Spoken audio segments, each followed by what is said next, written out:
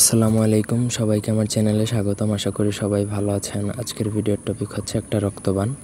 7 দিন মেয়াদি থাকবে। এই 7 দিনের মধ্যে যার উপর এই রক্তবান প্রয়োগ করা হবে সে প্রাণে মারা যাবে। এই রক্তবান প্রয়োগের ফলে শত্রুর মুখ দিয়ে রক্ত বের হতে শুরু করবে।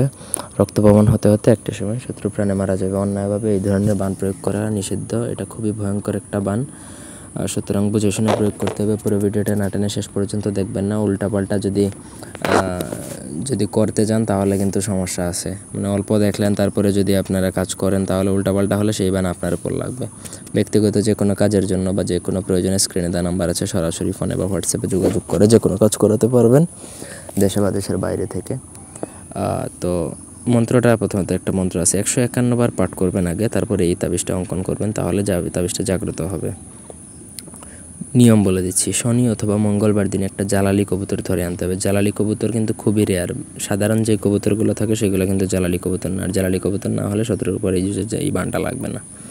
3 দিন কবুতরটিকে খাঁচায় বন্ধ করে রাখবেন। আনার পরে 3 দিন পর কবুতরটিকে জবাই করবেন। জবাই করে তার রক্ত দিয়ে এই কবচটা অঙ্কন করতে হবে। এই কবচটা যেই জালালি কবুতরের রক্ত দিয়ে অঙ্কন করবেন, মানে আপনার জালালি কবুতর 2টা লাগবে। একটা জালালি কবুতরের রক্ত দিয়ে এই নকশাটা অঙ্কন করবেন এবং অপর জালালি কবুতরের গলায় এটা বেঁধে দিতে হবে।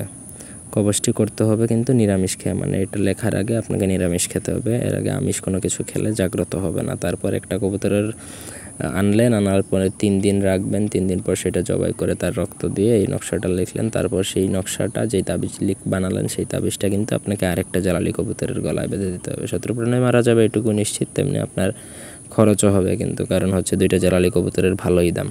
যারা এইসব লাইনে আছে তারা ভালো করেই বুঝে। আর নর্মাল কবুতরের গলায় দিলে কাজ কিছুই হবে না, উল্টাপাল্টা হয়ে যাবে। সো আই থিঙ্ক বুঝে শুনে তারপরে আপনাকে আগাতে হবে। সব কিছু অ্যারেঞ্জমেন্ট করে তারপরে এই ধরনের বান প্রয়োগ করতে যাবেন। ছোটোখাটো বিষয়ে তো প্রয়োগ করবেন না, কারণ এই বান প্রয়োগের রেজাল্ট একটাই, শত্রু প্রাণে মারা যাবে। পৃথিবীর কোনো শক্তি একমাত্র আল্লাহ ছাড়া, তাকে বাঁচানোর আর কোনো রাস্তা থাকবে না। তো এই ছিল আজকের ভিডিও। ধন্যবাদ সবাইকে।